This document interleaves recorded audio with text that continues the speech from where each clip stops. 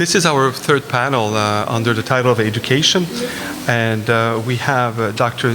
Cynthia Nicol, who's an associate professor in ADCP in the Faculty of Education, and her research interests focus on mathematics, the interplay of mathematics and pedagogy, and also culture and community. Our second speaker is Kerr, who's a PhD student with ADST under the supervision of Dr. Marker and Dr. Vokey. And she's currently working on a research project entitled The Embodied Wisdom of the Elder and the Frominos Traditionary Knowledge as a Guide to Understanding and Cultivating Judgment in Teaching Practices. And our third panel member, who's also the discussant, is Dr. Kash Akinakyu, who's an assistant professor in ADST, and his research experience and interests focus on the areas of international indigenous studies in education, indigenous curriculum and pedagogy, and also indigenous health and well-being. So we will start with Dr. Nicol. Thank you for the good introduction. And I notice we've lost a few people, but we're still a cozy family, so that's good. My name is Cynthia Nicol, and I'm an associate professor in the Faculty of Education, Department of Curriculum and Pedagogy. And I'd like to acknowledge that I'm a visitor on the traditional unceded territory of the Musqueam people. And as a non-indigenous person, I have worked with indigenous communities for about 16 years. First as a teacher-learner, for about 8 years, and another 8 years as a researcher, teacher, learner. And like any good thing, this is always hard work. And my relational stance requires continually working with relationships with the community, but also on the relational self.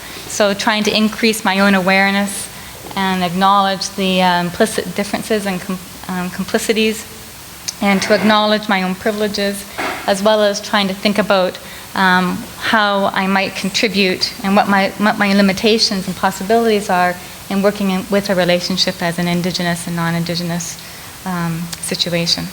So let me just go back a bit and say a little bit more about myself. So I was born in the Canadian prairies, and I grew up in the mountains of the Kootenay Territory. And now I think now I call my home the Pacific Coast here in Vancouver, as well as the Pacific Northwest. And it's there that I lived for a number of years and taught high school and some elementary school. And I left there knowing to come back here to UBC to study, knowing that one day I would return both to the community and the people and the students that taught me more about what it means to live teaching. So over the past 8 years, I've worked in collaboration with others here at UBC and alongside communities in the Northwest on various projects that try to explore the nature of culturally responsive pedagogy, and specifically related to mathematics education.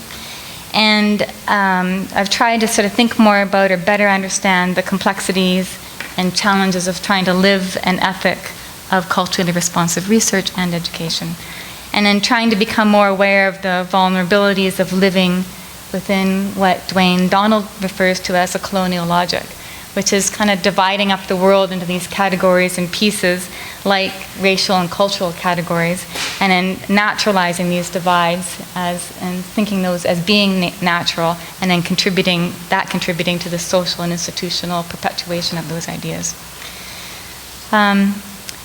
So I've just returned from Haida Gwaii, meeting with teachers and community members and former students.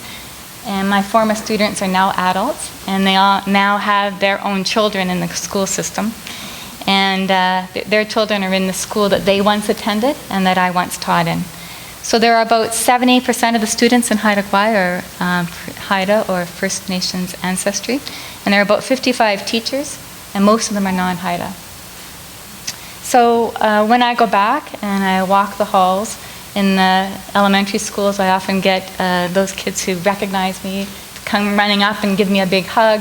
In the high school, it's more just kind of a nod and how long are you here for kind of thing.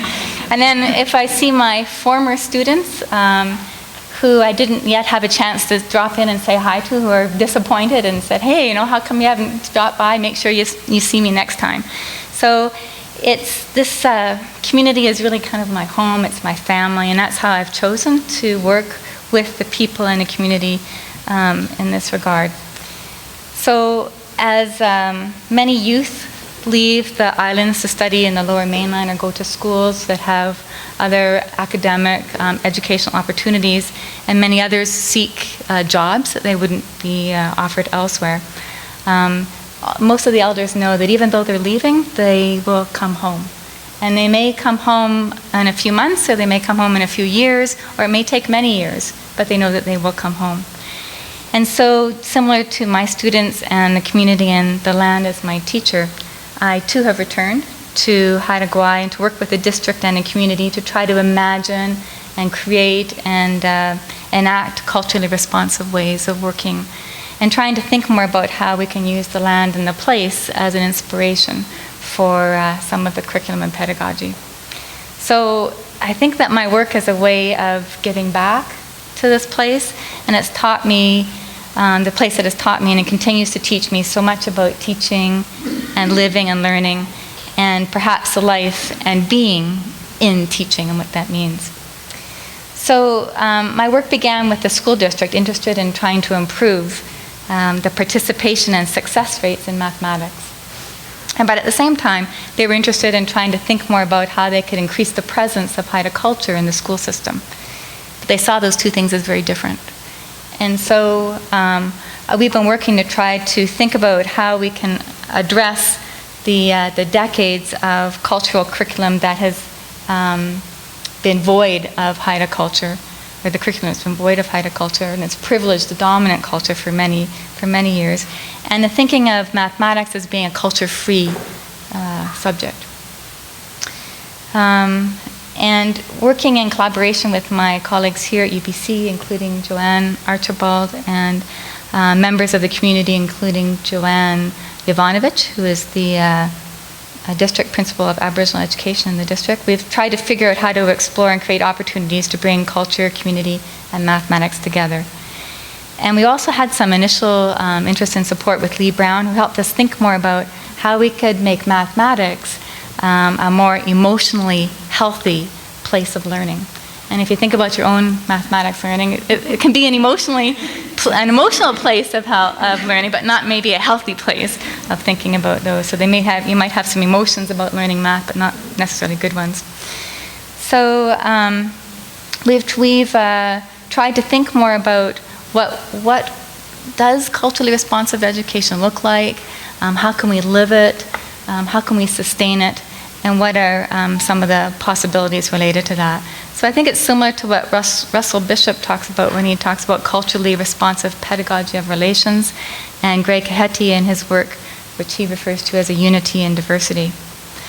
But in doing that, there are lots of histories and shadows that we need to work with. And I've heard multiple times of the stories told by community members and those that I work closely with of researchers who have come before me and have lived in the community for many years, or even have just come and gone, who have researched and then left and taken with them stories and knowledge and artifacts.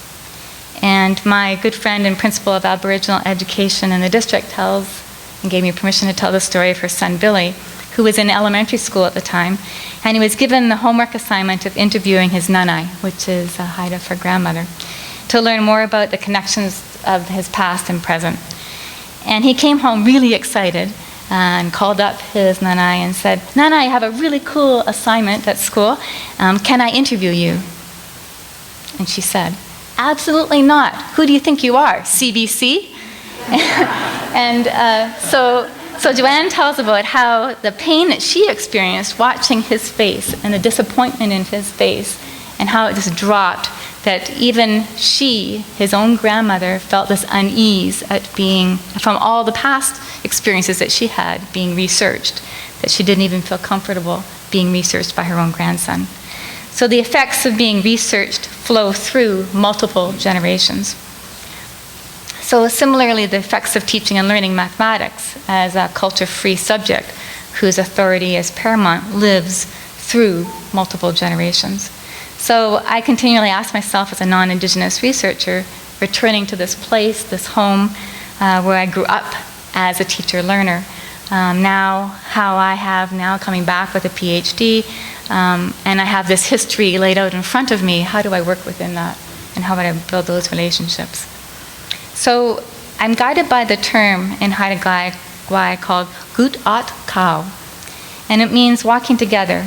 It's extremely important, but it isn't easy to live. So it's an invitation to participate in a project either by the community inviting you, or you inviting or going to the community to ask about this, or any kind of project. Walking together, this Gut At Ka, reminds us of the need for humility, that no one person's knowledge is paramount or more important than anyone else's. And it reminds us of the challenge of the colonial logic that Dwayne Donald talks about, that separates those who have a PhD or this kind of knowledge from others, and that not to value one person's knowledge over another. I'll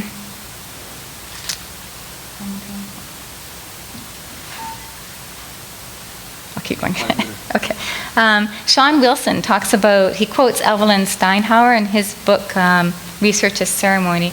He talks about the respect that's needed when we walk together in this kind of way. And he says, respect is more than saying please and thank you. And reciprocity is more than giving a gift.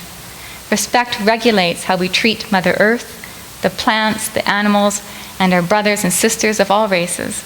Respect means you listen intently to others' ideas, that you do not insist that your idea prevails.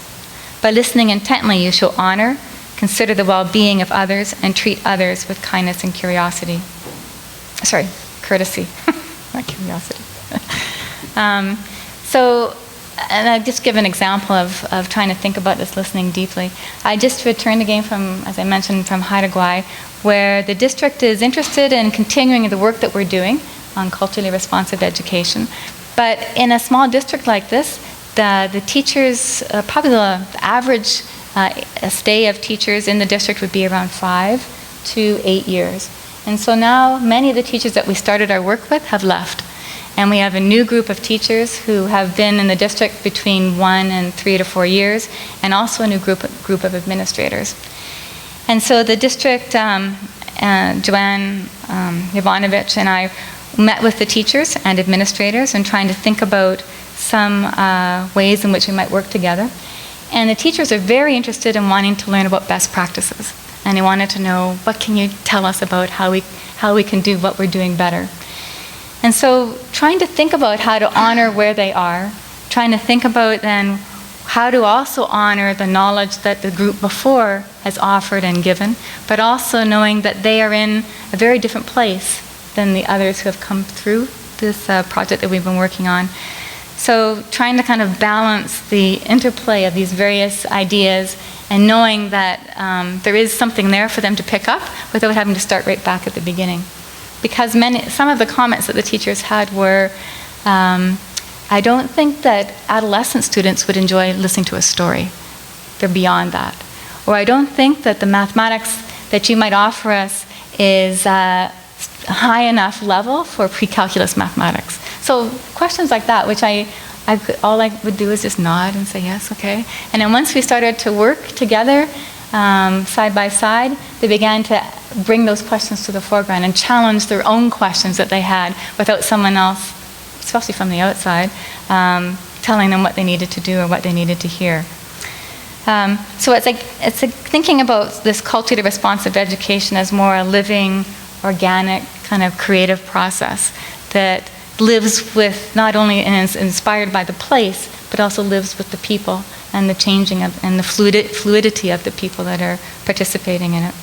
So this Gut At Ka is more a conscious choice to join and walk together and to share a struggle, but at the same time remember the burdens. Am I almost more, but I want to know where I am. Sorry. Okay. So I think that this idea of kind of walking together is similar to some of the ideas of collaboration that have come before in the previous discussions, and the idea of this importance of relationality and this idea of being in relationship. And it's a never-ending process to try to better understand our own intentions as well as those that we're working with. And it's kind of that push and pull. And it requires sometimes taking the lead and sometimes slipping behind, you know, to be able to follow that. But it requires that really intense listening so that we can walk together. And not walk together with as a sprint, like Ryan Heavyhead talks about. It's kind of he talks more about a careful laying out and preparation so that good things can follow. So it's more of an ethic of guiding a work that is culturally relational and responsive. So maybe I can just kind of close by saying the words again of Sean Wilson, who says that rather than being in relationship with other people and things, we are relationships that we hold and are a part of. So I think this is what I strive for as a non-Indigenous person working with and in Indigenous communities. So thank you. So our next speaker is Jenny Kerr. I'm Jeannie Kerr. Nice to be here. I'm a PhD student in the Department of Educational Studies, and I'm also a sessional instructor in the teacher education program. So probably one of the more significant events I've had this year as a learning opportunity has been teaching the newly mandated course Aboriginal Education in Canada, which Jan Hare developed and implemented. So I'm acknowledge I do my work and I study on the traditional unceded ancestral territory of the Musqueam people, and want to give my thanks and acknowledgement for the welcoming that I receive regularly from them. I feel like I've got a lot of energy. And also for Larry Grant in particular for being such a wise and helpful mentor in this place about bringing relationships together. I'm going to start with a story. I've had very good mentors in UBC who've recognized the value and importance and the energy and the power of story, particularly Joanne Archibald. Part of my dissertation work is in trying to learn deeply from BC Indigenous scholars, and that's been probably one of the most important things that I've learned. So as a way to invite you into my interests as a settler, into Indigenous perspectives, I'm going to start that way. So this is part of my dissertation as well, so if it gives some context. I watched the 6 students as they settle comfortably in chairs around this small table with their copies of the book, Island of the Blue Dolphins by Scott Odell. Yeah, I feel my usual mix of hope and uncertainty as we settle into our small guided reading group. I wonder if this book will capture their imaginations, if it's going to fall flat. As I wait for the students, I'm second-guessing my choice of this 1960s piece of historical fiction. The students chose the novel, but we're in a terribly underfunded school. We do not have full sets of books to choose from. I have to rely on a book room that has old classics. We are still intrigued by all things related to water, and I had presented this book as being about a courageous young woman's survival for almost 20 years alone on an island, accomplished through her traditional knowledge and intelligence. I told the students that her life depends on her knowledge of the water, land, animals, and the strength of her character. I'm hoping this book will help them think about water in their lives and their traditions. I'm hoping that we can bring the students, families, and parents into this discussion. As Lily starts to take her turn reading, I feel each of us leaning into the table towards each other. She's carefully sounding out a place name as Charlie puts the book on her lap and looks intently at me across the table. The other students sense Charlie's movement as well, and Lily stops sounding out. Charlie's head is tilted down, but her eyes are looking at me. I can feel the intensity of her energy as she quietly asks me, "Who is this girl?" While I'm thrilled that this new and quiet student is participating, my excitement is tempered because I'm not really sure what she's asking. I look at her thoughtfully and her response. She's a girl. She's native to this island. Her village is called Galisat.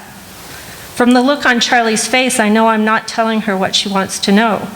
"No," she replies softly and patiently with me.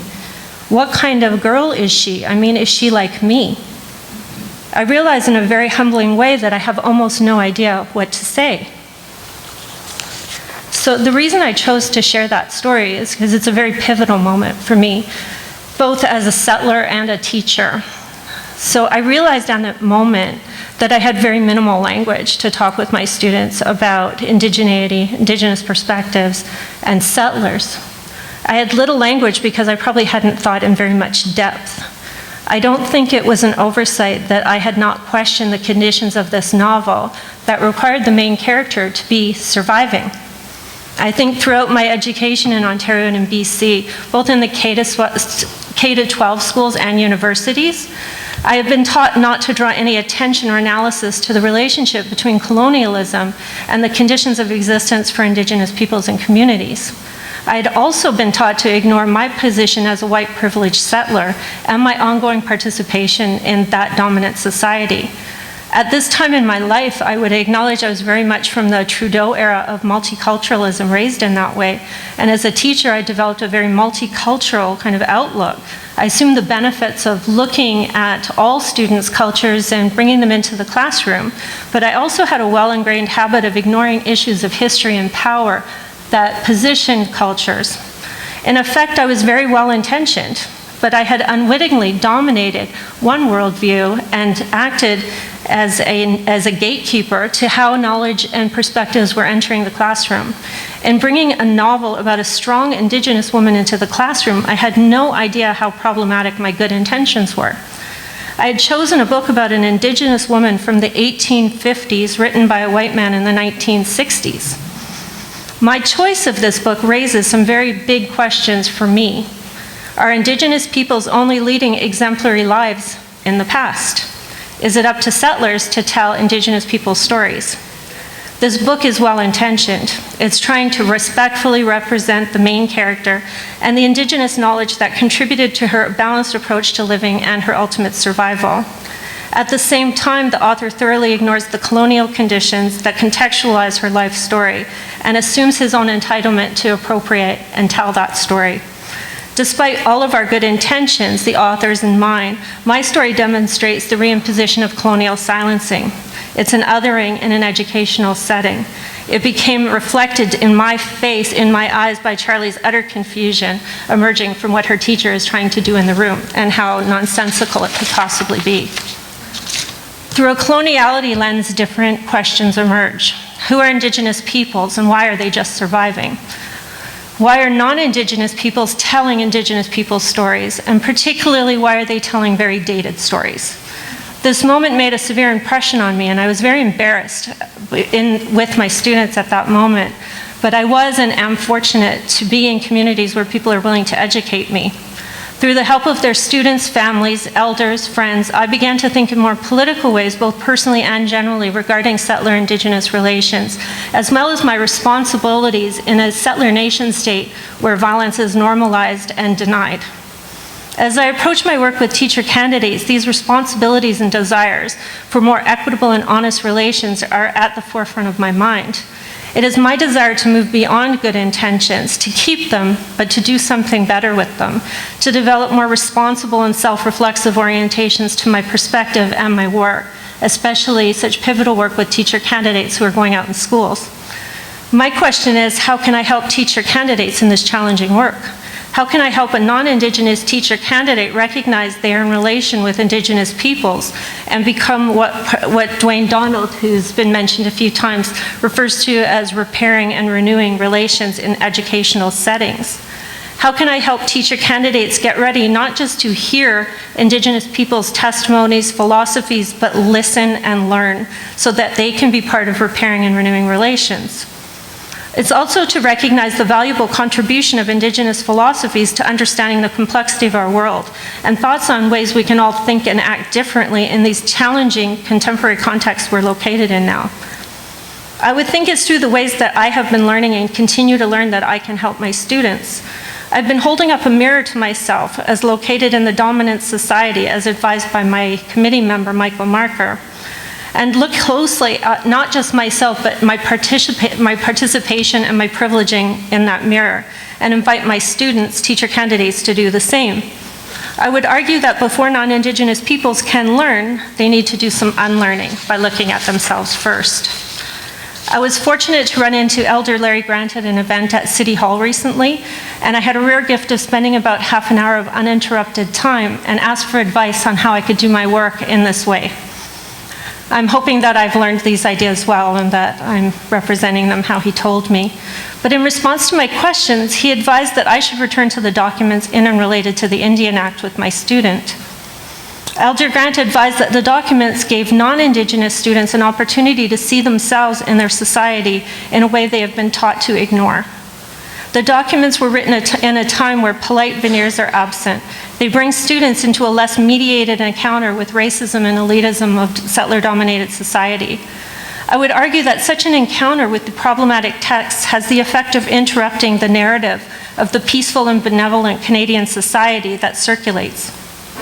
I have taken Elder Grant's advice quite seriously and thought about how Indigenous perspectives are felt as difficult knowledges for many students, and thus engender the resistance to even entering into the conversation. I also appreciate the complexity of the multiple identities and relationships that the students come to the classroom with. Many of the students in the classes that I teach can trace personal histories, to their own histories of colonial violence that has pushed them off of their own places and territories and landed them on a Coast Salish territory. These students understand themselves as victims of colonialism, so is it possible for them to see themselves as settlers? Does the imaginary of Canada as a white nation state only allow for settlers to be white and from Europe?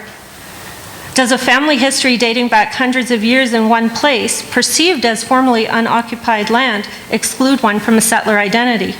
Instead of trying to come to some kind of conclusive answers to these questions and impose labels and static representations, I prefer to invite my students to think about these questions and their own complexity. I invite them to tell their stories and take the time to think who they are, where they are, how they came to this place, and the nature of the relationships that they're enacting now. From the specific work that I've been working on in my dissertation, which is informed by the perspectives of BC Indigenous scholars in this part of the world, I've learned about the importance of attending to being ready for knowledge. In teacher education, I anticipate that I need to help them get ready for what may become very difficult knowledge for them, as it often and continues to be for me. To think about why people want to resist these conversations. I'm not talking here about well-founded resistance that emerges from being told what to do, how to think, and what to believe, but the resistance to engaging in an open conversation of who we are, where we are, the history of this place, and the nature of our participation in current and equitable structures. I think it would be helpful if such questions were raised throughout the courses in the teacher education program and not just in the courses for Aboriginal education and related educational studies courses. I am fortunate to hear and learn from the Indigenous and non-Indigenous scholars in this place about how I can think for myself, how to bring others with me into very complicated conversations. Thinking again about Charlie, I want to help teacher candidates get ready to be teachers that students like Charlie actually deserve. And I want to help them get ready to be teachers that students like Lily deserve too. Teachers that engage in thoughtful and thought-provoking questions with their students, who work to understand the way they themselves are constrained in their understanding, who recognize the contingency of knowledge, who question the pervasive narratives and discourses that misunderstand Indigenous peoples and reinforce colonial hierarchies. I would like to help teacher candidates and myself work thoughtfully to repair and renew relations in educational spaces. Thank you.